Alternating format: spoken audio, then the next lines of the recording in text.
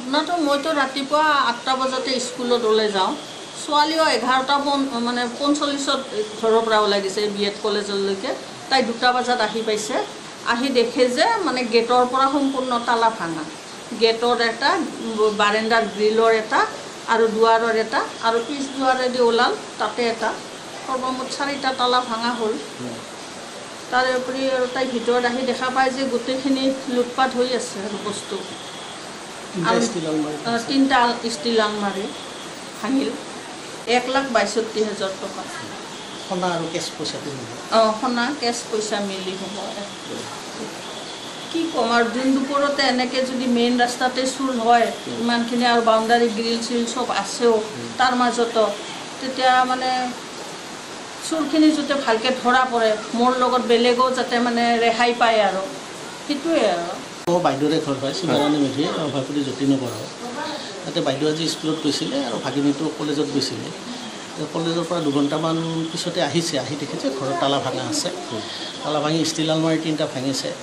ঘৰত সোমাওঁতে 4টা তালা ভাঙি সোমাইছিলে আৰু সোণৰ অলংকাৰ আৰু বাইদেউৰ অলপ কেছ পইচা আছিলে মোটামুটি ধৰক 1,80,000 মান টকাৰ হ'ব সোণ আৰু হেৰি মিলি কি কয় কেছ টকা মিলি এইখিনি লৈ গৈছে আজি কিছুদিনৰ পৰা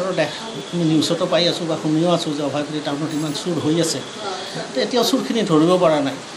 এইখিনি এই প্ৰশাসনক এয়ে ক'ম আৰু এইটো যেনেকৈ নহওক চুৰখিনি কৰায়ত্ব কৰিব লাগে আৰু এই আমাৰ বাইদেউৰ এই চুৰি সামগ্ৰীখিনি কেনেকৈ উদ্ধাৰ কৰিব পাৰি এই তাৰ ওপৰত এটা বিহিত ব্যৱস্থা এটা ল'ব লাগে ঠাইখিনি কি ঠাইখিনি হ'ল জ্যোতিনগৰ অভয়পুৰী এই কাট্ৰিবাৰী স্কুলৰ ওচৰত ঘটনা স্কুলত আৰক্ষী উপস্থিত অভয়পুৰী থানাৰ আৰক্ষী আহিছিলে আহি তেওঁলোকে ইনভেষ্টিগেশ্যন কৰিলে ইনভেষ্টিগেশ্যন কৰি আমাক FIR-টো দিব কৈছে আমি এতিয়া FIR দি দিম সেই তেওঁলোকে কৈছে আমি তদন্ত কৰি আছোঁ চাওঁ এতিয়া কি কৰিব পৰা যায় সেয়া প্ৰশাসনৰ ওচৰত এইটোৱে অনুৰোধ ইমান কণ্টিনিউৱাছলি এই বস্তুটো হৈ আছে এইটো খুব বেয়া হৈ আছে এইটো মানে নিশ্চয় এটা